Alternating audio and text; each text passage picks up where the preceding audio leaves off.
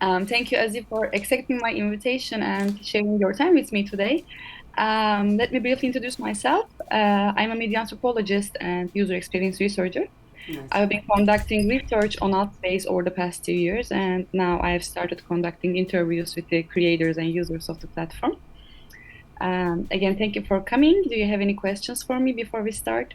No questions. I'm more than open. I like different. I know some Turkish. I have friends in different universities in Turkey, and like I'm Cherkess actually, and that's why we have like connections there. So yeah, I would love to answer all your questions and help with your research. So. Thank you. Yes, I've attended some of your events and I Oh, saw cool. your location on the, world map. So I thought that we were close. Yeah. Yes, we are. Ozzy, can you tell me how old are you, first of all? I like Jesus, 33. Yeah, I turned 33 this December, so we all have this joke that, oh, you reached the age of Christ. Because if you, like, some people are fans of music and all of that, and they say, oh, I want to die at 27, like the Club 27. I'm like, you're too old now, but you still have a chance when you're 33 to do something amazing. Jesus Christ. Jokes. Cool. Ozzy, can you tell me your journey with social media platforms? What motivated you to delve into these platforms and how you become involved in this field? Actually, I have been to different platforms, but not too much. Actually, I don't have much time to be online. I like gaming industry. I like all these unusual industries with digital technologies. I follow the news with artificial intelligence, VR, AR, like different design, art projects, all of that. But more of a like news. I don't get engaged like too much. But for 2 years, I've been host. Well, in my opinion, but if you follow the facts, for 2 years I've been hosting the event, and actually I had to like I read some lectures at a couple of conferences. One of them was rather similar. I mean, serious conference in Moscow. Like there was like Mixar. They had like around 600 people or something like that. Like it was a serious location. I was surprised. And like a couple of other places. Before we landed Altspace, I think Altspace is so perfect for me and for my like ideas and my thoughts at that time. But I also checked out Spatial. I checked out like many different platforms just for the sake of like other things that I do. I actually am part of the consortium for like design, UX UI design company, and that's why we have like different contracts, and like I work as a negotiator and manager. And it was very interesting to like watch other platforms. I've been to VR chat. I've been to Rec Room. I tried like what's that? I don't remember. Like I tried all of the platforms, but just little. And yeah, Roblox. Yeah, I've been to. I actually gave interview to two girls who were creating a project in Roblox, and we just like had a testing period or something like that. So yeah, I'm an enthusiast, but I am not like fully engaged into this because the majority of my time is taken by English classes. Mhm, mhm. So yeah. Um, do you also spend time to socialize in the platform other than, hosting events? I do, but I don't have too much time. Like yesterday, but I have this need at least to come like outside and talk to people at least once a week or something like that. So we skipped a couple of events because we were too busy and sick and all of that. And I actually had the urge to go and talk to people yesterday. It was like a brilliant conversation. I enjoyed it so much. There are like 6 or 7 people were online. I'm like, okay, it's almost dead, but I just decided to jump into the random platform, and I found an interesting conversation there. Yeah. So I've attended in some of your events, as I mentioned, and I found them quite, profound and meaningful and mindful. Can you tell me the story of the theory of events series, like how you decided to start the series, what motivated you, and what were you aiming to do there? Yeah, my path actually started in 2020 when we had like this pandemic situation. Everything was very bad, and like in terms of as a Mhm. person who follows a lot of news and a lot of information fields, it's disturbing because like the information starts being like negative, and that's why when you consume a lot of information, it affects your mood, and like I'm not even talking about the real situation. We were lucky. We lived in like the area that is not as strict. Like in Moscow, it's much more strict because the urban areas are the most dangerous. It's not a big place, so we don't face many people anyway. We still live in a regime of basically a pandemic. So that time I had to switch to something that would give me like optimism and would support me and teach me and like do something. I kept working, but I started studying different things. Like first of all, I started neuro linguistics because it's my like professional field. Then I moved to the neurology. Then I moved to science, like hard sciences like physics and like quantum mechanics. And I wanted to remember. I had a very good education at like at school and university. I had exposure to these ideas early on, and then I decided to like during the pandemic, I decided to refresh all the knowledge and like update what's going on in the world, biology, like chemistry, all kinds of interesting sciences, because it has like a very big perspective. Like you see the universe and like all the crazy things that are around us, and we never see that. So it gave me optimism.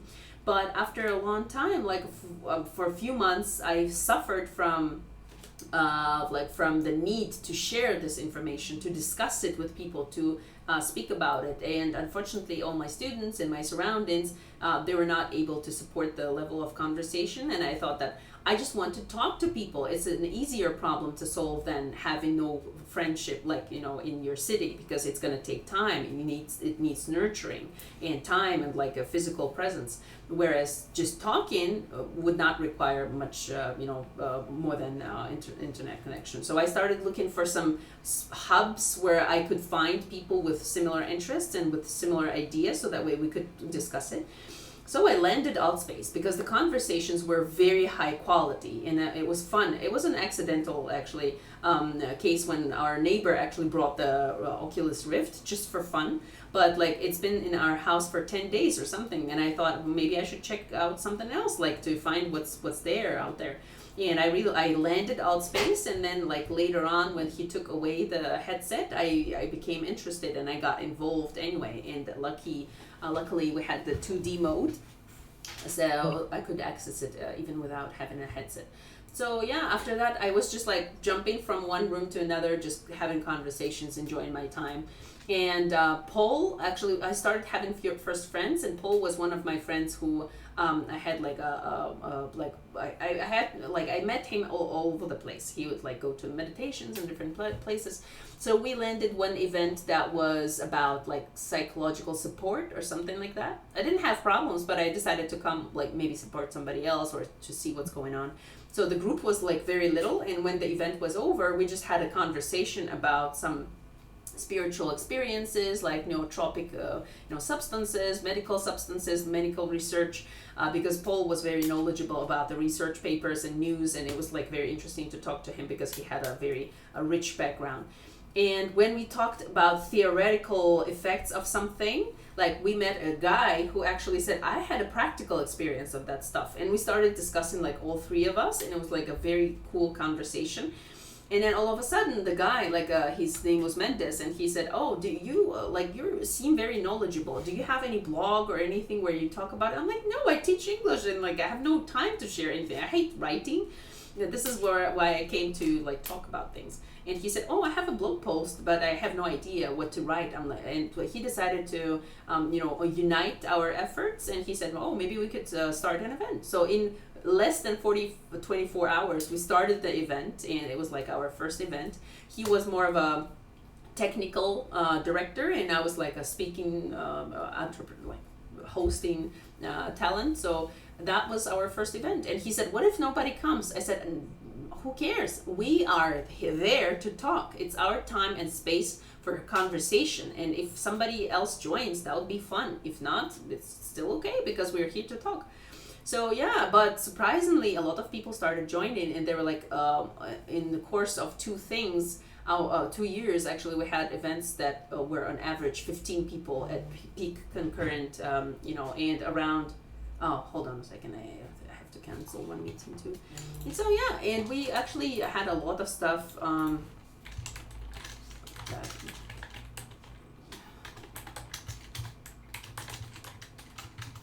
That Okay, so yeah, we actually started having these events, and people kept coming. And like within one event, we would have up to 100 people just joining on average, joining and going, and like at least 15 of them would stay, and we would have a conversation.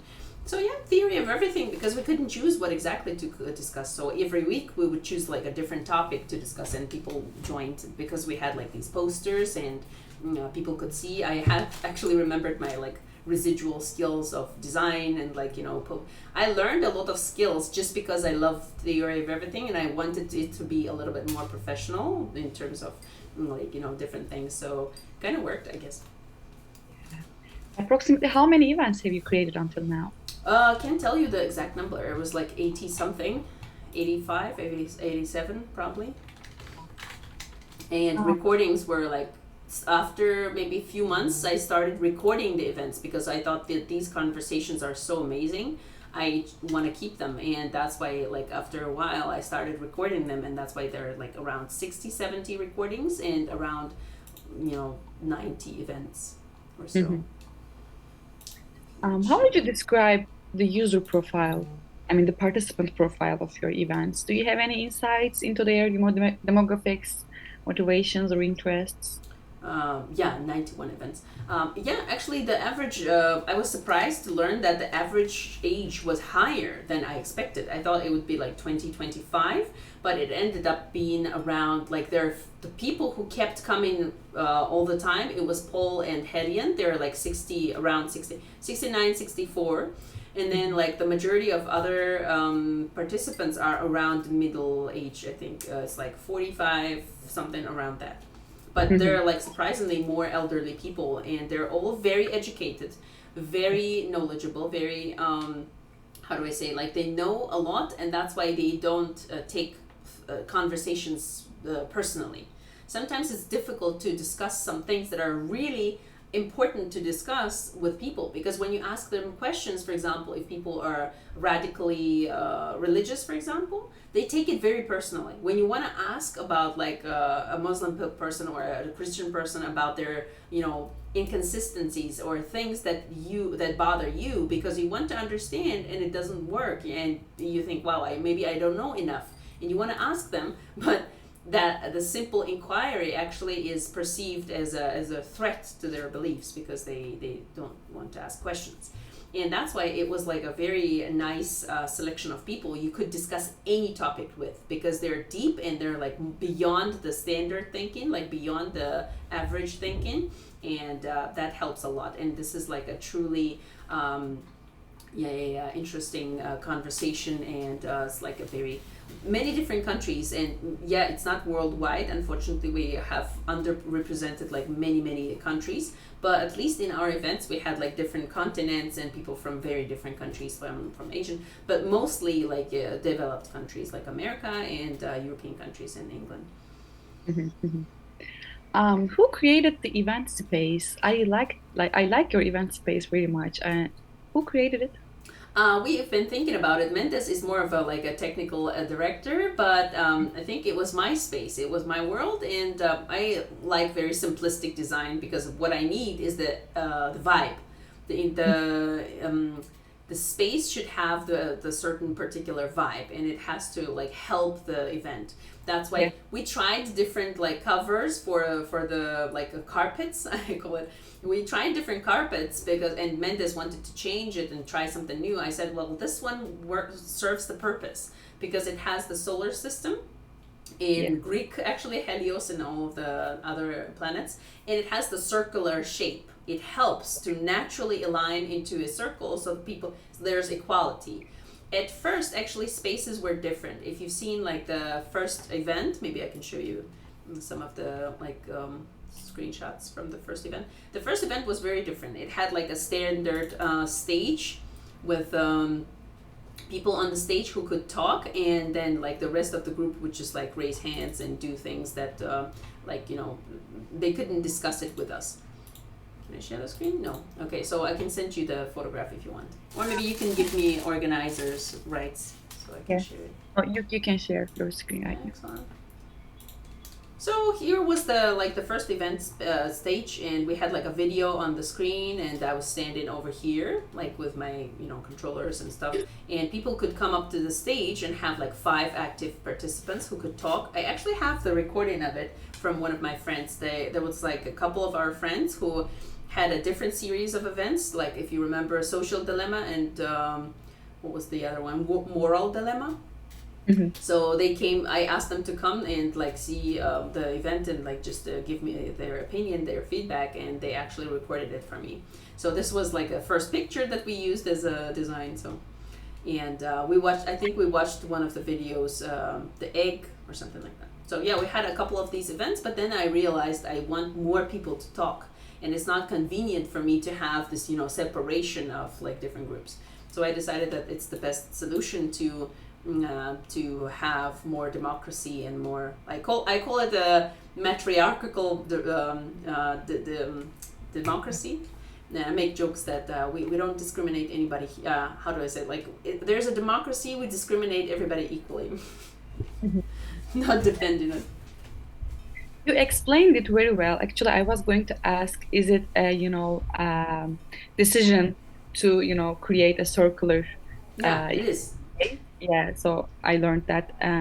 Do you use any other strategies to, shape or direct the behaviors of the participants in your events Yeah, it other than? kind of. Yeah, you have to moderate them naturally somehow because like some people might troll you. Some people are just like they don't know it's their first date and they think it's a game. You're just like NPC, just objects inside the space. So yeah, it kind of comes naturally. I would say that after hosting different events in real life in different situations, it depends so heavily on the type of people who come to the event. So when Mm, people who come to the event are educated, they're well behaved, and they're respectful, it's not too difficult to host that event. Yeah, because at the beginning I couldn't, make up my mind which of the personalities I have to take because it's I try to be polite in general, but if I see that the person is not very, polite and respectful, I just retaliate very quickly, and I can be, punishing, and I could be like, violent in some ways, verbal or anything. If I don't like the behavior, and if they're disrupting the whole general thing. But luckily we did not have to do that, first of all because there was Mendes. He would always support me in terms of like he could easily confront some situations and like solve them in a very peaceful way. And then over time I found my own like middle ground where I could like what was my behavior. So my behavior is like always to give a chance to a person. If I see that somebody's disruptive, I would name them and say like, hey, it's not very polite to do this, or maybe, hey, it's the theory of everything, blah blah blah. It's the concept and blah blah blah. I would recommend to stand in a circle so that way everybody can hear you. And if you want to talk, you can raise your hand and I can give you a megaphone. So I would always give the rules and give a chance to a person because I can kick them out or block them. But before I do that, because I have that, I can always give a chance to a person. And you would be surprised how much I revealed after allowing these people to get into the company, because they would be disruptive, go crazy, make jokes. I tell them to like behave this and this. They stand in a circle, for some time they're silent, and like all of a sudden 15-20 minutes later they raise their hand and say something amazing. I'm like, what? And so yeah, that was a gift actually, I think, for yeah. a host like me, because like you could find things that were never there and you could have lost them like otherwise if you were not forgiven. And yeah, so forgive and tic-tac-toe is my strategy of interaction. Retaliate, like answer the way people interact with you, but always when there's like a conflict, allow them to like let them give them the second chance so that way they can have a conversation with you again. Mhm, mhm. As you said, it's a controlled space, right? You're hosting an event and there are some rules. As a host, what kind of features are you allowed to use other than the, other features given to the normal participants of your events? Yeah, I wish I could set up the megaphone management for people to manage themselves. I like that when the space has the megaphone, you can just like amplify yourself and go crazy. And I like to explore spaces. That's why I like alt space and virtual reality, because topology is important for me. It's not about colors. I love colors as well, but like some people enjoy pictures or like art or something like that. I enjoy topologies like spaces, and that's why I like to explore different spaces without having to have like a direct eye contact with a person, because I can have an amplified voice and I can just like walk around and explore everything at the same time talking to the person. So yeah, I enjoyed that a lot. Yeah, but other than that, we didn't have much interaction because we wanted to keep the focus on conversations. I've seen the difference between two platforms. I can tell you that. One day, a group of my Russian metaverse, activists who are in Russia, like they had an event on Altspace, and we had like all of a sudden we had a space like all together, and I said, oh, I can show you around the world, because they saw me as a more of a knowledgeable and experienced person in Altspace, and I said, oh, okay, let's do this excursion. So I walked them around different spaces that I enjoyed, like there were like a lot of cool places. And then some of them, they said, oh, that's going to be fun to have the excursion on VR chat. So the same group of people went to VR chat. And that was a very different experience, because in Altspace, there's not much chance for interaction. That's why people talked. They talked to each other, they discussed some important things. When the same group of people jumped into virtual VR chat, because they can play around with space, with their avatars, with surroundings, and when we were at the excursion, they acted very differently. They were more about like having fun and running around and trying different, like showing off their costumes or something like that. And all of a sudden the conversation jumped into the surface level very quickly. So yeah, I think the DNA of the product, the DNA of certain platform affects the way you do things. We only had like hats or some like fun activity when we had like creativity talk. So everybody could wear animal hats or something like that. That was really funny. Yeah, but I've seen like a lot of spaces that have alcohol. People have a lot of fun with drinking and alcohol, and they enjoy it. I don't, but still, there are like some spaces that had like cigarettes, and like some of them had like costumes you could put on. I like the costumes, but like not too much. Yeah, it's because I think it's a smart idea to keep the focus on conversation rather than interaction. Yeah, if I Thank you for understand you. sharing your insight. Yeah, yeah, it is, Mm-hmm. it is really valuable. Um, in your opinion, Azi, what are the ways of fostering a community, creating an emotional engagement between participants, and creating a connection between them? I mean, do you observe any instances where people who are attending your events? I never realized my camera was off. Sorry. No problem. Yeah, so I think it's the community has become a very interesting and important piece of the world today, because the expansion of humankind, of the population, and the expansion of like the networks that we have, the internet has changed everything. We talked about it in one of my groups today, and many people think that the internet has become one of the main catalysts of the change in the world. There are more people, they're more connected. However, the connections become more surface level. They don't get deeper. But I think that we reached the point in history, I think it's unprecedented. It's like unlike any other type of civilization that has been around before. And we just talked about it yesterday with one guy. I'm going to upload the recording of the conversation on YouTube. We reached the unprecedented level of development, but there is an urge to go back to something that was like, it worked good, but we cast it away just because it's something too old. Oh, I don't have time to talk to my grandma and like play cards or something. I have got to work and all that. But now I think people are coming back to these deep conversations, to communities, to belonging, to finding your tribe, because it kind of helps your mental health, because the world is going to be more and more mentally disabled almost. Because in America, the statistics has reached the level where depression, major depressive disorder, becomes like the fourth crippling disease or something like that. After, I think it's even higher than diabetes in terms of like that people cannot work. They become like disabled because of that. And we have to address these problems, the growing concerns and problems with mental health. And I think that genuine connection, safe spaces, conversations, they could support that very much. And I think that for fostering a good community, you have to show up. You should be like I think we need more clear communication, not I think that we lack that a lot because there are so many tabooed topics. Inside Russia, you can't talk about the situation with war. You can't express your opinion because, and it's not only Russia. You'd be surprised. There are like around 500 people, like in some year, that were that had problems because of what like freedom of speech. They couldn't express what they thought.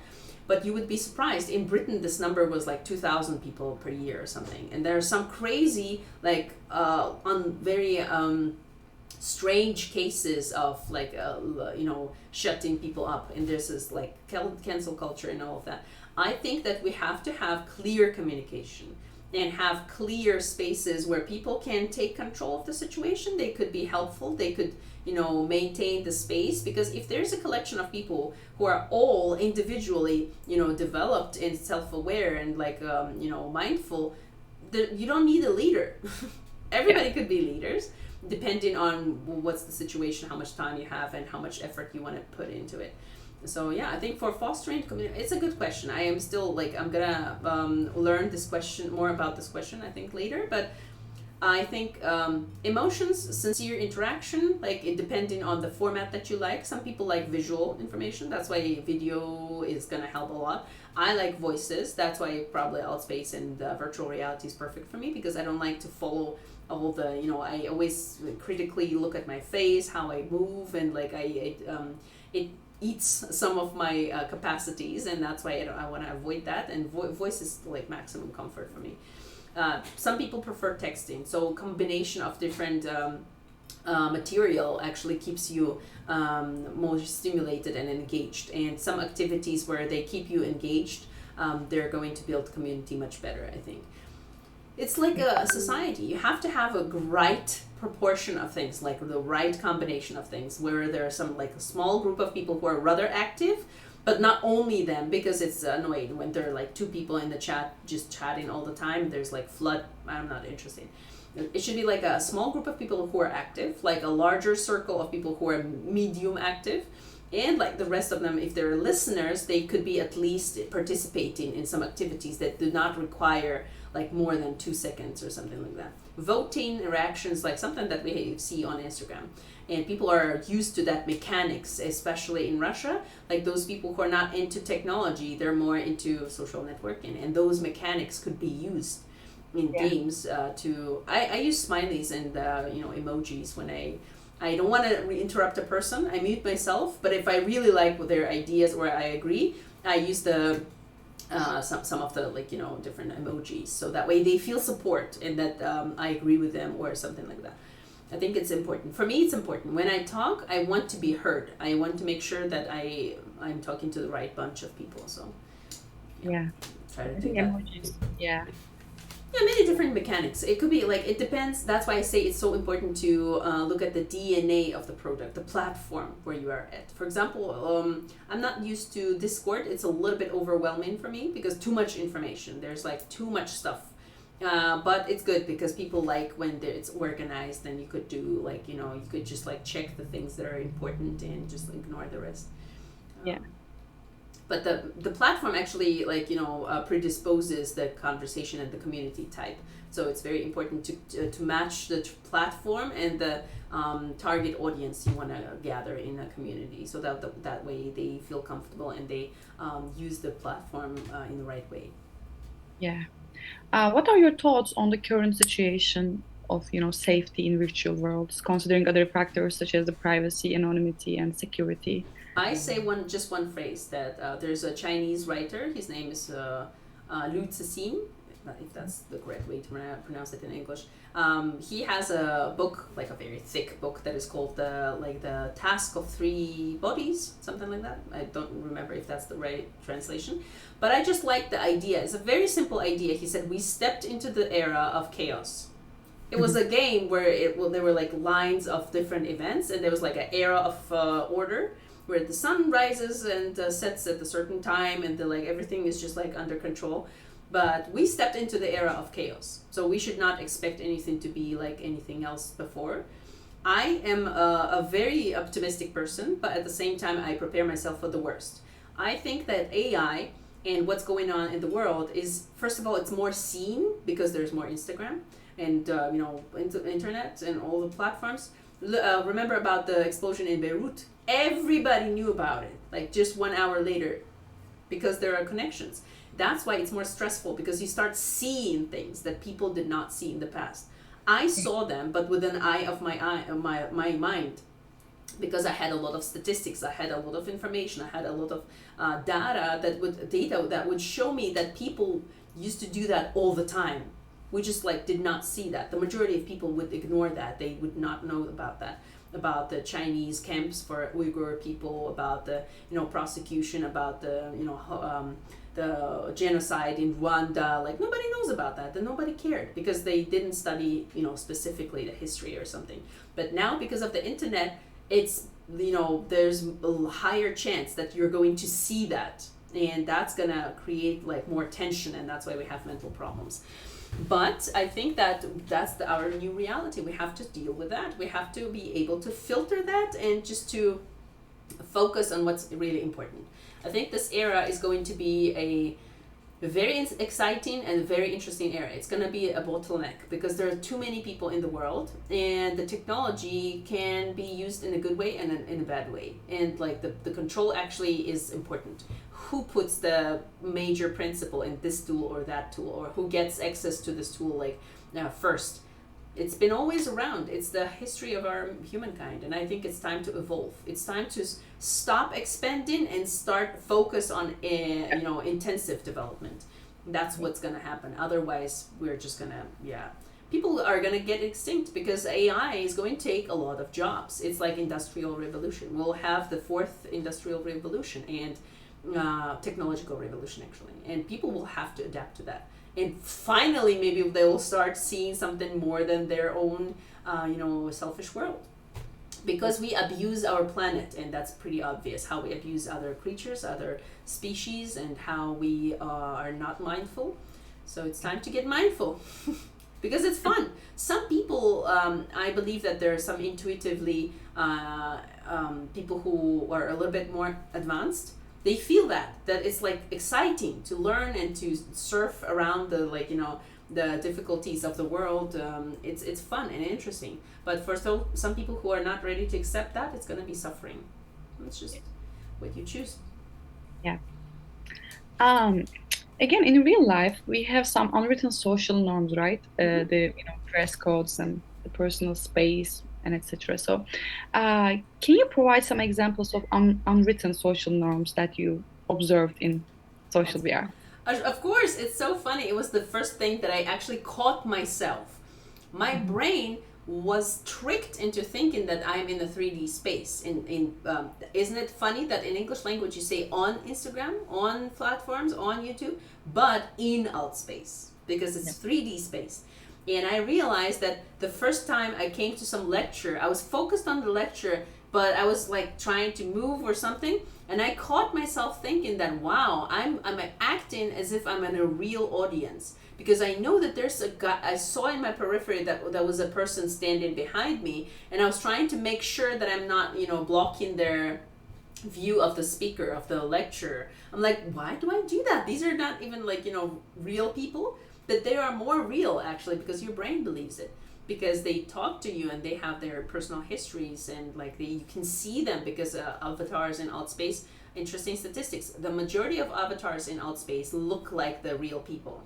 You can see a Yeah. lot of people in real life. I'm like, oh, you're just the same as your avatar. I chose an alternative ego. Like in the beginning, like at the first event, I looked pretty much like I looked in my real life.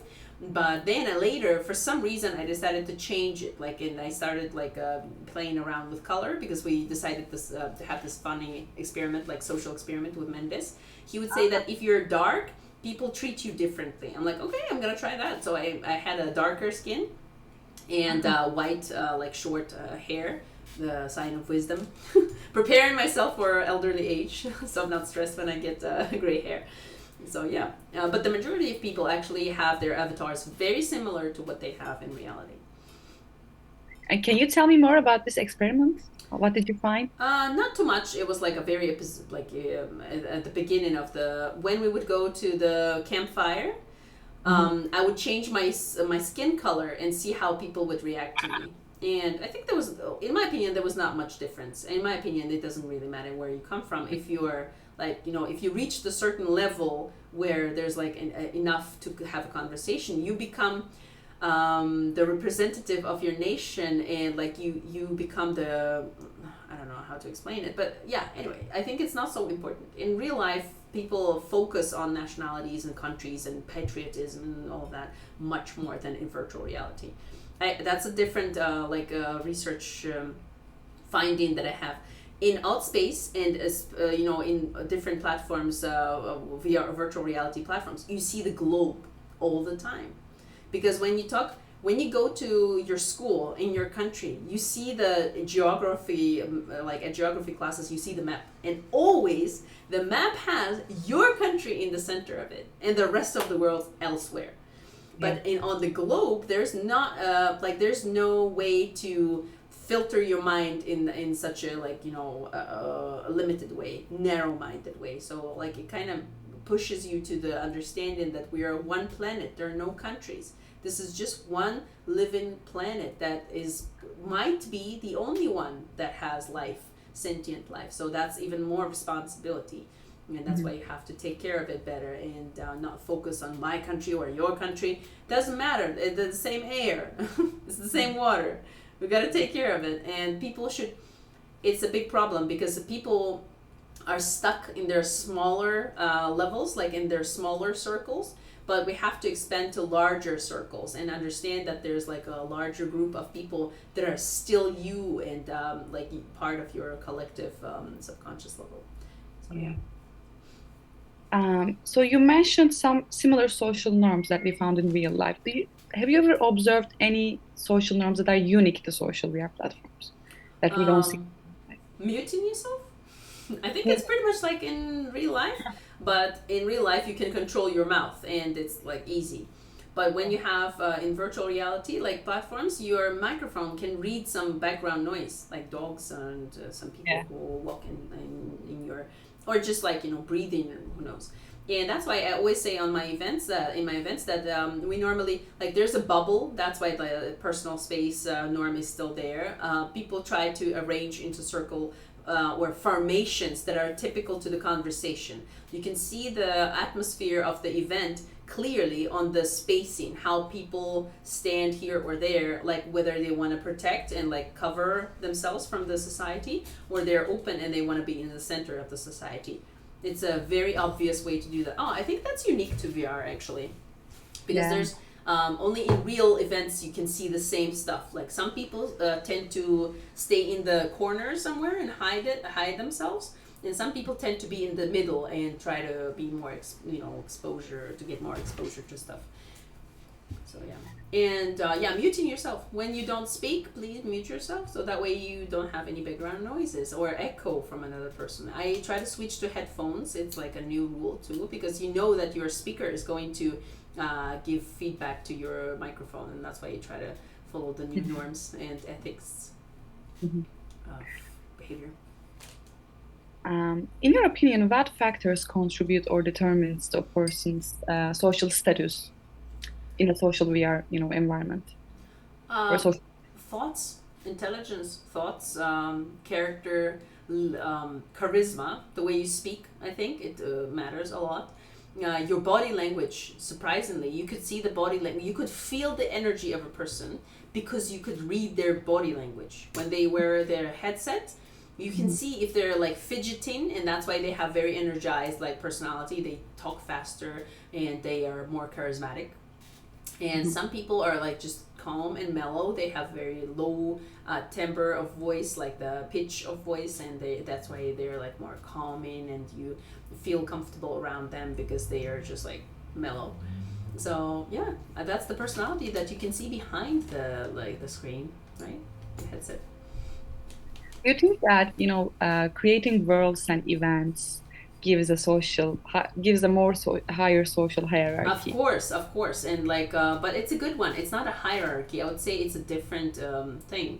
it's just a multitude of things, because I believe that we should, in the real world we have hierarchy, and we had a conversation on the event. We actually had an event called hierarchy, and I asked, the majority of people would answer that we need hierarchy, we need bosses, we need supervisors. I'm like, I was very sad to realize that, because I kind of believe in, I'm an idealist. I believe that we could have like a vertical, yeah, horizontal society where everybody's just like leaders all together, and they're different, and depending on the situation and timing and all of that, we can naturally take control of the situation. It's like a collective hive mind. Hmm. When some ants, they see that they're like, for example, a farming or like foraging ants, where their job is to get some food into the colony. When they see, and they're like soldier ants that should protect the colony and all of that. There is a funny, interesting like mechanism that they have. If one type of the ants sees that there's not enough of the like second type of ants, they naturally take the position.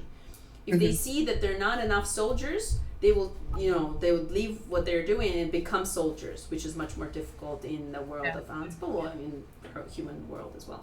It's a natural, balance that you have inside the company, and I believe that's possible to have in the future. But Hmm. nowadays, unfortunately, we have to have hierarchies, and of course, those people like Shushu, he's Yeah. a great creator. He's a very friendly and a deep person. He has an interesting background. He helps different people. He's just like a very rich. He has a very rich background, and even though that we have very different types, I just feel very much connected to him because he creates stuff. He creates interesting, unusual ideas. He's very inspiring.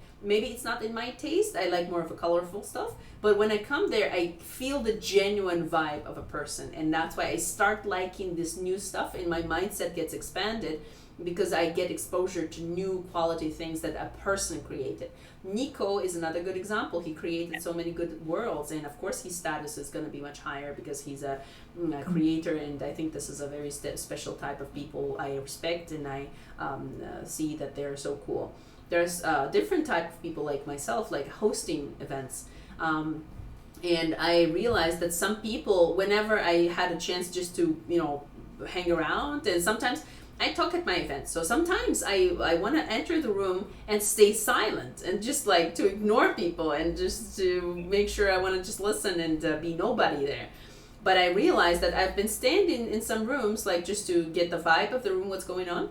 And people would recognize me and they say, "Oh, Ozzy, oh, I think you have these events and blah, blah, blah. I've seen the posters, but I never got to the events." Or maybe somebody said, "Oh, Ozzy, you're from Theory of Everything.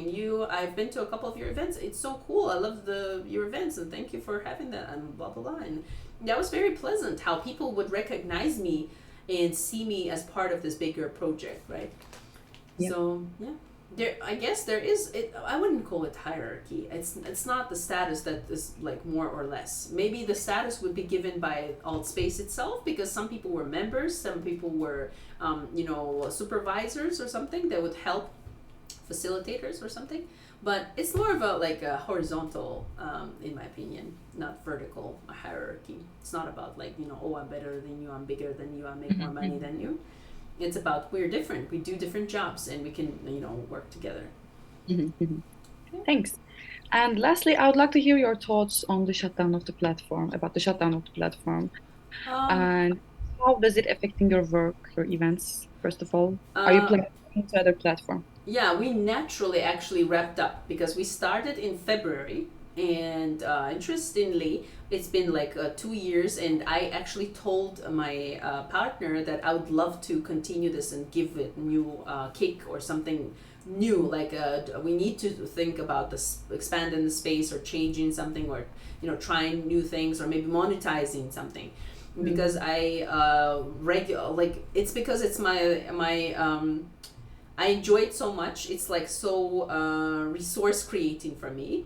I didn't think about the monetizing it like in the first place, but I certainly thought about it, that people value it. Maybe I could share it and expand it by attracting some resources. And I believe in this decentralized idea of economy where people just support things that they enjoy, and they contribute into continuing these things, and I think that's a very beautiful concept, and I wanted to make it something like that, but unfortunately Altspace is closing. And to be honest with you, I researched the, like, Google Trends and all of that, and Altspace is dying as it is because it's not interesting to people. Yeah. Alas, unfortunately, as I said, it's very sad, but our world, the majority of people in our world are very superficial, and they enjoy that. They don't want to get deeper because it's boring and too requiring for them. They don't understand why they need that. And that's why, for example, Roblox had like thousands and thousands more users, because these are different types of users. Like VR chat was searched much more times, yeah, than Altspace. Mhm. Altspace is prominent because it's like a very high plank, high standard, high experience, but it's not very popular. The numbers are low, and there was no advertising, no like business events. Maybe that's why it's not monetizable. That's why they probably are closing it. And I said this multiple times. I enjoy it so much because I hate advertising. I like to make choices, and advertising is nothing Yeah. for me. It's just like if I want to choose something, I would rather choose it myself. That's why I don't like when there's annoying, ads. But I thought that it's like I said, we are so lucky to have this, clean space where we don't have to, face all the time the annoying ads. I said Yeah. I'm thankful to Altspace, but you see, we see the results of that. Probably it's not monetizing. It's not bringing any money. It's not able to sustain itself because they postpone, like they sustained some of the, not to say stay, they suspended some of the functions. Like Mhm. for example, they used to have the subtitles. Like when a user speaks, they would have subtitles and changes. So yeah, everything needs the influx of money, and money comes with a larger number of people, but the quality could be lost. So I think it's a noble death, but still it's a death. So as they say, like a lousy peace is better than a good war. So I guess I'm thankful to Altspace, and I think it's following its principles and leaving rather than becoming something like not Altspace. I respect that, but at the same time, I think it's time to move on because we need to expand as well. Like we need to take the principles and try to build the new community around, as I said, with the same proportions, but on a new platform where there's going to be like a bigger flux of people and like a bigger number of opportunities. So that way we can take it to some like different, how do I say, like different place where it's going to be somewhere in the middle. It doesn't have to be one or another. It should be something in the middle. Yeah. I'm particularly interested in with this, transition process. Yeah, I Yeah. see Spatial as a very good candidate for that because it has a clean and nice design, which is okay. The humans pretty much the same, like not too crazy. Like VR chat, it's a little bit annoying that you can't understand where's the contact with these people because some of them are small, some of them are large, and you have no idea who's that person. So it's a little bit disturbing in my opinion. With Spatial, it's more mellow, it's more transparent, it's easier for conversations. But at the same time, I like the fact that they have more access points and lower plank of lower entry point because in Outspace had it was like an IQ test. If you can get to Outspace, you're smart because Yeah. it's been too complicated for people like with this Microsoft and all of that. There were Oh, like, yeah, 20 or 30 people in my real life that I said, come to Outspace. It's, you pay for my classes. You can get it for free and much higher quality. You can have like native speakers. But because they couldn't overcome the entry point, like I think even one or two people made it at the very end. Even though I onboarded them and helped them, but I just didn't realize that they suspended the link was not active. That's where I got being suspicious. I'm like, why does not the link on the official website work? No, it doesn't work because they didn't want new people to join Altspace because they were about to close. So that's yeah. where I found out. I found it out like around in December. Some people, there Yeah. were rumors. Some people said maybe in January, maybe in March. So they ended up in March. So I started actually wrapping up earlier because I had that feeling even before that. I knew that we needed to, either bury it and say goodbye to it, but still use a lot of information that we had, like as a separate value because we have all these recordings. These are real, genuine conversations. You could just watch it as a podcast and enjoy the Yeah. conversation, and like use it as a part of some other product or anything, but or maybe to come back as a phoenix and actually take our time and effort to create the new face of theory of everything. I think we could really work on design and bring in more stuff and working on the community, like in particular gathering the community and like managing it, having like some activities. And I'm still working on that because I'm not very good at managing stuff. I have too much stuff to So care. you haven't decided a platform to move yet, right? Yeah, I'm thinking of spatial. Some people, there are gonna be many events who like move to VR chat, so I'll be probably going to VR chat on occasionally. But yeah, I'm still thinking. We are still thinking. I need Mendes. Mendes is always busy as well. Like we both are busy and too much, too much. We work for like 190% all the time, and Yeah. yeah, that's why it's hard to squeeze a little bit more. Aziz, thank you very much for this informative conversation. I found it really helpful. Thank you for your insights Yeah, thank and you. time with me. I really appreciate that. Do you have any questions for me before we finish? No, I'm just curious, like maybe some of the future steps of your research, or maybe are you going to create something on your own, or maybe how do you, where can I read the, like maybe the papers and Yes, dissertations, I essays, any? I can share the final paper with you, but it will take some time to finish it. Yeah, the shutdown of the platform changed my plans actually, Mm-hmm, mm-hmm. unfortunately. So, as I said, I'm particularly interested in this transition process right now. Like, I think that we can, evaluate it as a digital migration because people are defining themselves as refugees, and some of them are, and this process is really, really devastating for some of them. And I am trying to understand this process, how they are, trying to adapt to the different platforms. And I will try to see what they are doing in other platforms. And maybe I can be on the VR chat. Yeah, because I think it shows how significant alt space is and was, because people otherwise would just forget about this platform. Like I can forget about some application that I use on my phone if I never use it, and if it closes, I'm like, okay, bye bye, it doesn't matter. I can find another one. But alt space was so genuine and so high quality that people are stressed because they have. Well, actually, yesterday I entered the group that was called Outspace Alumni. So I like this approach a little bit more. We're alumni and we're taking it to the next step and maybe growing even more and expanding. And we thought about having this system of transactions and like something like Patreon and like cryptocurrency, something considering how balanced our couple is. Like Mendes is from America and I'm from Russia, and like these two parts of the world are connected. And I wish we could have like more direct dimensions to it and have like a real community of people who are like the international community of people. The humankind. Finally, we need. Yeah, we're just humans, but we have to become humane finally and become truly human. And that's why I think that the evolution is there, and we have to work hard to take humanity to the next level. Yeah, and we're trying to understand that process. This is what we do. Yeah, excellent. So yeah, I think we could you could research spatial, Roblox, Rec Room, Utopia. Actually, some of the people on Outspace, they decided to create their own platform, so it's called Utopia.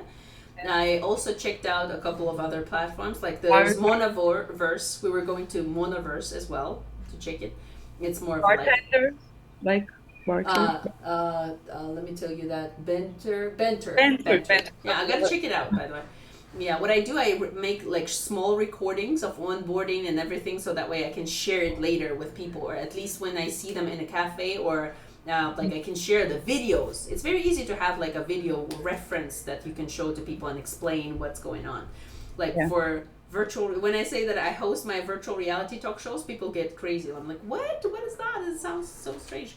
And I can just show them the like screenshots and the video, so that way they get a better understanding of what's going on. Yeah.